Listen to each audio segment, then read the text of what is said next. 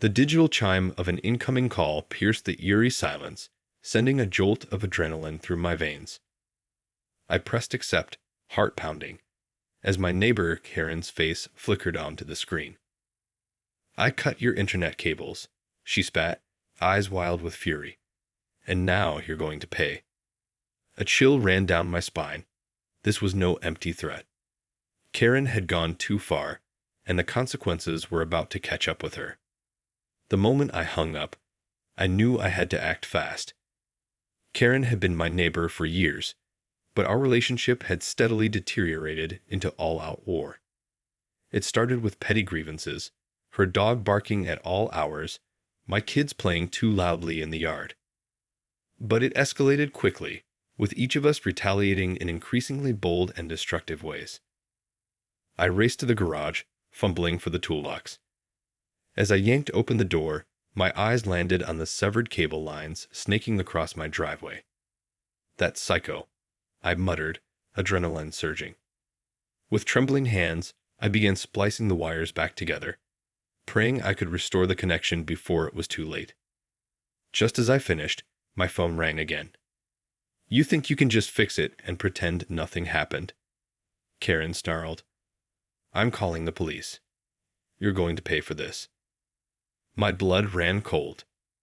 "Karen, please, let's talk this through." "Save it," she interrupted.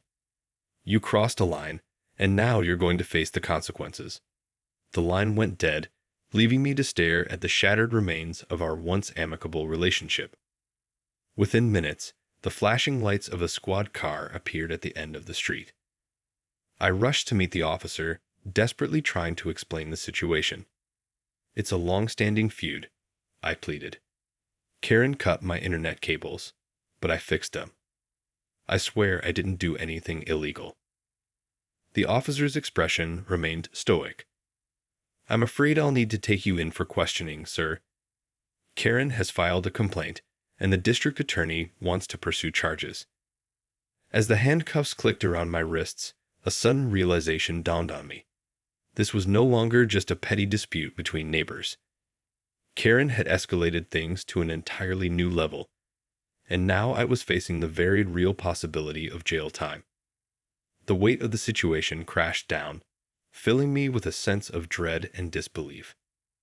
I had no choice but to comply as the officer guided me into the backseat of the cruiser. The sirens wailed, and I watched helplessly as my house, and the life I once knew, disappeared in the rearview mirror. All I could think about was how this had gone so terribly wrong, and what Karen's endgame might be. One thing was certain. This was far from over. The fluorescent lights of the police station felt oppressive as the officer led me to an interrogation room. I sat in the hard, metal chair, my mind racing with a million thoughts. How could this have escalated so quickly? And what was Karen's endgame? Just then, the door swung open, and a stern-faced detective entered the room. "Mr. Smith, I'm Detective Miller. I understand you've been involved in an ongoing dispute with your neighbor Karen." He placed a file on the table and began flipping through the pages. "According to the complaint, you've been harassing her for months, and now you've tampered with her property. That's a serious offense." I leaned forward, my hands clenched in frustration. "Detective, you've got it all wrong. Karen is the one who cut my internet cables. I was just trying to fix the damage and restore my connection." Detective Miller raised a skeptical eyebrow. "And do you have any proof to back up that claim?" I shook my head, feeling the weight of the situation closing in. "No, but..." "Then I'm afraid we'll have to proceed with the charges." He paused, his expression softening slightly. "Look, I understand neighborhood disputes can get heated, but you've got to know that cutting cables is a federal offense. Karen's alleging significant financial and professional losses due to the disruption in her service." My heart sank. This was worse than I'd imagined. "But I didn't do it. Karen's the one, Vo." "I'm sorry, Mr. Smith, but without evidence, your word isn't enough." Detective Miller closed the file and stood up. "We'll need you to come down to the station tomorrow to give a formal statement." In the meantime, I'd suggest you start thinking about getting a good lawyer. As the detective left the room, a wave of helplessness washed over me. Karen had somehow managed to flip the script, making me out to be the villain. And now, I was facing serious legal consequences for a crime I didn't commit. I had to find a way to prove my innocence, but the path forward was murky at best. Determined to fight this, I steeled my nerves and made a mental note to call my attorney first thing in the morning. But as I sat there, alone in the stark interrogation room, a nagging question lingered. Just how far was Karen willing to go to take me down? The night felt interminable as I paced the confines of my living room, coffee long gone cold on the table. I ran through the events of the day, trying to make sense of the tangled web Karen had spun. How could she have turned the tables so completely, framing me as the aggressor? Just then, a notification popped up on my phone. A text from my attorney, Marcus. Just got off the phone with the DA. They're moving forward with charges. We need to meet ASAP to strategize a defense. My stomach twisted into knots. I quickly responded, asking him to come by the house first thing in the morning. As I sat down, my gaze fell on the severed cable lines still snaking across my driveway. A spark of determination ignited within me. Karen may have the upper hand for now, but I refuse to go down without a fight. The next morning, Marcus arrived with a grim expression. The DA is really coming at you hard on this one, he said, sinking into the couch. They're alleging hundreds of thousands of dollars in losses due to the internet outage, and they've got Karen's sworn statement pinning it all on you. I shook my head vehemently. But you have to believe me, Marcus. Karen is the one who cut the cables. I was just trying to fix the damage. My attorney held up a hand. I understand, but without any physical evidence or witnesses, it's going to be an uphill battle. The prosecution is painting you as a vindictive neighbor gone too far. Frustration bubbled up inside me. There has to be something we can do. Karen can't just get away with this. Marcus leaned forward, his brow furrowed in thought. Well, there is one avenue we could explore. Karen's own actions may have created a vulnerability that we can exploit. I leaned in, hanging on his every word. What do you mean? According to the police report, Karen filed the complaint immediately after you tried to restore the internet connection, right? When I nodded, he continued, that suggests she was monitoring the situation closely, which means she may have been watching you the whole time. A glimmer of hope flickered within me. Are you saying there could be surveillance footage? Exactly. Marcus stood up, a determined gleam in his eye. If we can find evidence that Karen was present when the cables were cut, it could completely undermine her claim and turn the tables on the prosecution. I felt a surge of adrenaline. Then let's get started. Where do we begin? First, we need to canvass the neighborhood, see if any of the other residents have security cameras pointed towards your house. Marcus headed for the door, pausing to lock eyes with me. This is our best shot at proving your innocence, but we need to move fast. Karen's already set the wheels in motion against you. As the door closed behind him, I took a deep, steadying breath. Finally, a glimmer of hope in this nightmare. If we could just find that evidence, maybe, just maybe, I could turn the tables on Karen and expose her for the vindictive liar she was. The sun was barely peeking over the horizon as Marcus and I canvassed the neighborhood, knocking on doors and pleading with my neighbors to check their security footage. One by one, they shook their heads, apologizing that their cameras didn't capture the relevant area. Frustration mounted with each dead end, but I refused to give up. Karen had to have slipped up somewhere. She couldn't have planned this flawlessly. As we approached the last house on the street, an idea struck me. Wait, what about the mailman? Surely he would have seen something. Marcus's eyes widened. Good thinking. Let's start there. We hurried to the post office, where the manager listened to our plea with a sympathetic expression. I'm afraid our mail carriers don't have cameras on their routes, she said, her brow furrowed. but I know Mr. Jenkins is out on his morning rounds right now.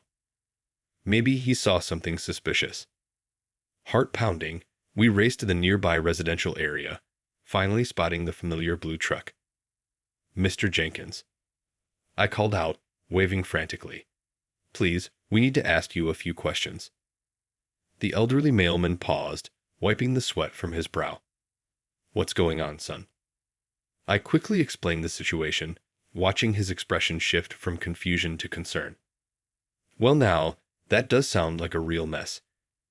I can't say I noticed anything out of the ordinary yesterday, but I do tend to keep my eyes on the road when I'm making my rounds.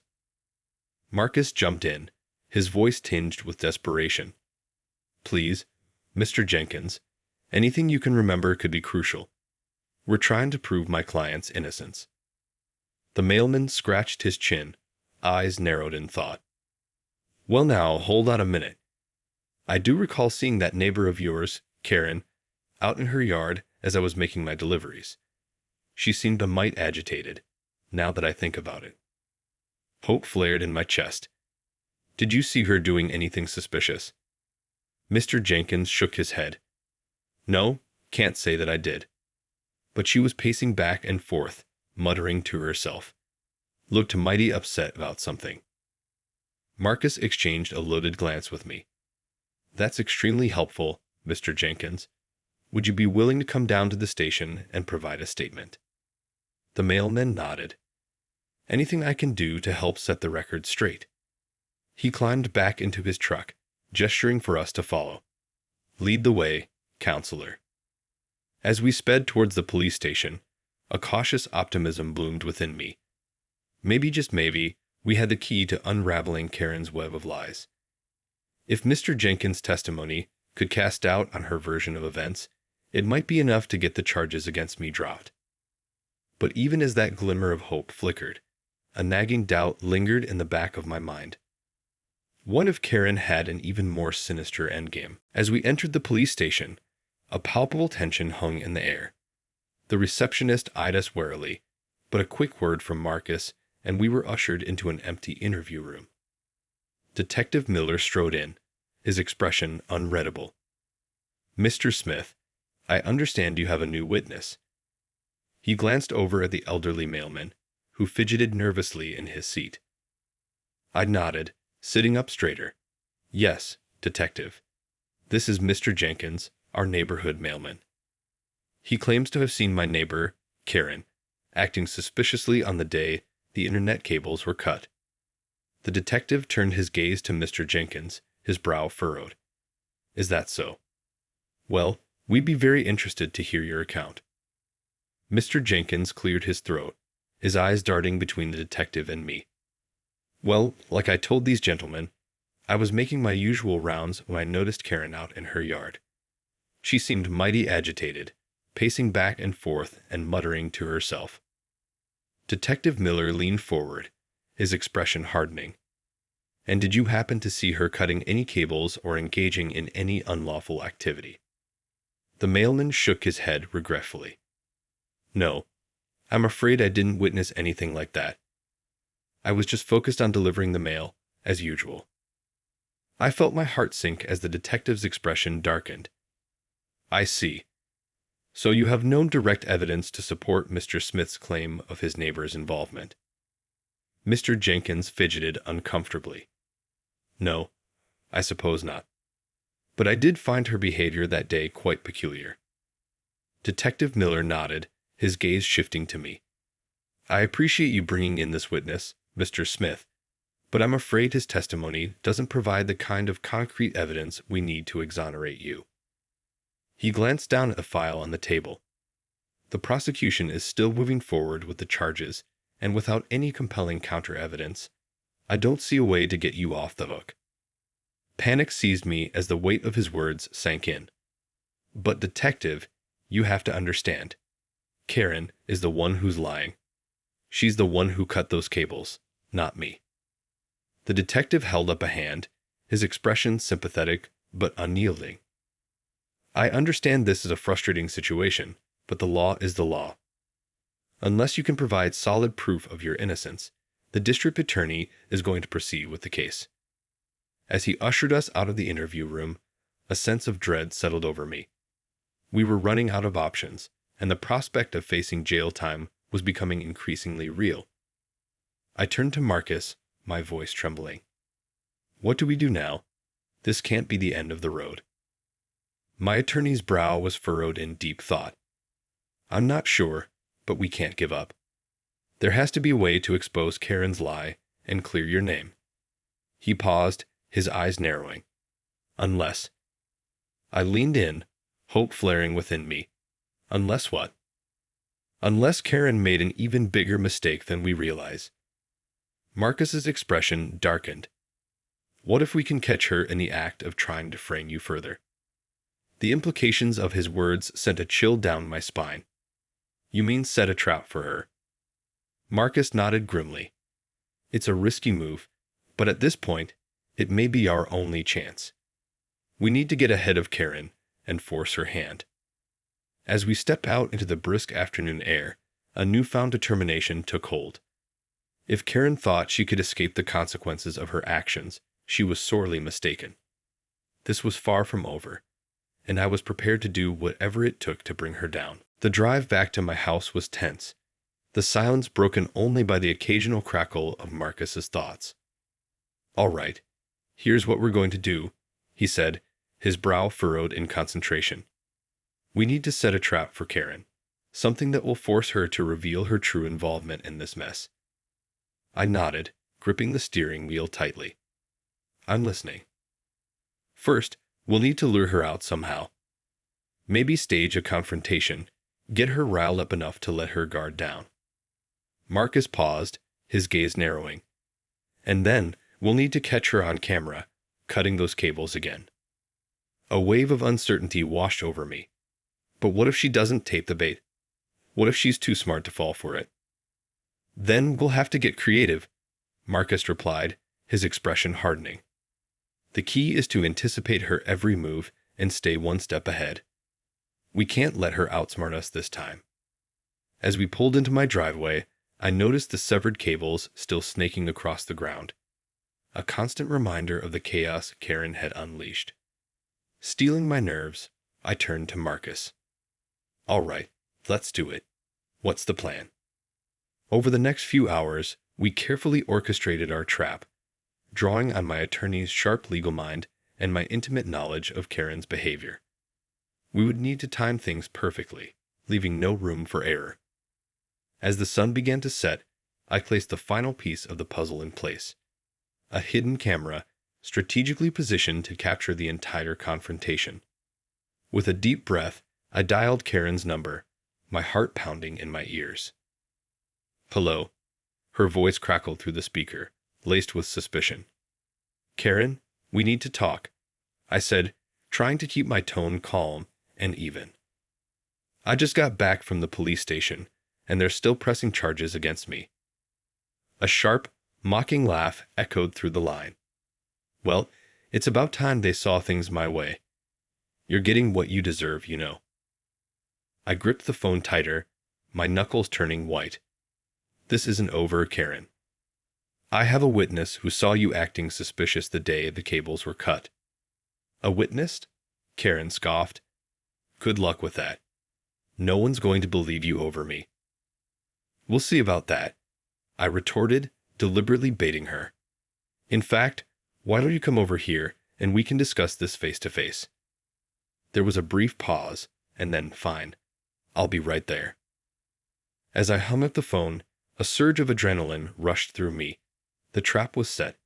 Now all we had to do was wait and see if Karen would take the bait. The minutes ticked by agonizingly slow as Marcus and I waited in tense silence, our eyes trained on the hidden camera's feed. The technology had better work. Our entire plan hinged on capturing Karen's incriminating actions on video. Finally, a familiar figure appeared at the end of the driveway, her stride purposeful and her expression set with determination. I took a deep, steadying breath as Karen approached, her eyes narrowed with suspicion. All right, I'm here, she snapped, crossing her arms over her chest. What do you want? I steeled my nerves, meeting her gaze evenly. "I'd want you to admit the truth, Karen. I know you cut those internet cables, and I have a witness to prove it." Karen's lips curled into a sneer. "Oh, please. That senile old mailman doesn't know what he's talking about. You're the one who's been harassing me for months. This is just your pathetic attempt at retaliation." "Retaliation?" I scoffed, my voice laced with barely contained anger. "You're the one who committed a federal crime, Karen. And now you're going to pay for it." Her eyes widened momentarily, a flicker of panic crossing her features. But just as quickly, the mask of bravado slipped back into place. "You've got nothing, you know. The police are already on my side, and there's nothing you can do about it." I took a step closer, my jaw set with determination. "That's where you're wrong. I have proof. Solid proof that you're the one who cut those cables." Karen's eyes darted around nervously, and for a split second, I saw a crack in her composure. "Proof? What are you talking about?" "I'm talking about this." I gestured to the hidden camera, watching as realization dawned on Karen's face. "We've been recording this entire conversation, Karen, and you just confessed to cutting my internet cables." The color drained from her features, and she took a step back, her hands trembling. "No, no, this can't be happening." I advanced on her, my voice rising with a surge of triumph. "It is happening, Karen, and now you're going to pay for your crimes." Just then, the sound of sirens pierced the air, and Karen's eyes went wide with panic. "You set me up," she shrieked, her voice laced with desperation. "That's right," I said, a grim satisfaction settling over me. "And this time, you're the one who's going to face the consequences." As the police officers swarmed the scene, cuffing a hysterical Karen and leading her away, I felt a weight lift from my shoulders. The nightmare was finally over, and justice had prevailed. But as I watched the flashing lights fade into the distance, a nagging sense of unease crept into my mind. What had driven Karen to such extremes? And was this truly the end of our feud, or merely the beginning of a much darker chapter? In the days that followed, the details of Karen's arrest and impending trial dominated the local news. The footage from the hidden camera had been the crucial piece of evidence that turned the tide, exposing her lies and condemning her actions. As I sat in the courtroom, watching Karen's desperate attempts to defend herself, a sense of strange detachment washed over me. This was the culmination of a feud that had consumed so much of my time and energy. And yet, I found myself wondering if it had all been worth it. The prosecutor laid out the case methodically, presenting the video evidence and witness statements. Karen's claims of innocence crumbled under the weight of the damning proof, and as the judge handed down the verdict, guilty on all counts, a hush fell over the room. I expected to feel a sense of triumph, of vindication, but instead, I found myself grappling with a mix of emotions. Relief, certainly, but also a nagging feeling of unease. Had I truly won, or had we all lost something in the process? As Karen was led away, her eyes filled with a haunting desperation, I couldn't help but ponder the roots of our conflict. Had it always been about more than just a few severed cables? Had there been deeper, underlying issues that had festered and grown into an all-consuming feud? In the weeks that followed, I found myself reaching out to Karen's family, trying to understand what had driven her to such extremes. The answers, when they came, were both heartbreaking and eye-opening. Loneliness, financial strain, and a deep-seated sense of bitterness had all contributed to her spiral into vindictiveness. It was a sobering realization, and it forced me to confront my own role in the escalation of the conflict. Had I been too quick to retaliate, too unwilling to seek compromise? Were there lessons to be learned, ways to prevent such bitter feuds from spiraling out of control in the future? As I sat in the silence of my home, the severed cables long since repaired, I knew that the true resolution to this saga would not be found in the courtroom, but in the difficult work of introspection and reconciliation. It was a path forward that would require humility, empathy, and a willingness to understand the pain and motivations of those we see as our adversaries. Only then, perhaps, could true healing begin, not just for Karen and myself, but for the entire neighborhood that had borne witness to our tumultuous conflict. It was a sobering realization, but one that filled me with a renewed sense of purpose and the determination to forge a better future, one built on understanding and compassion.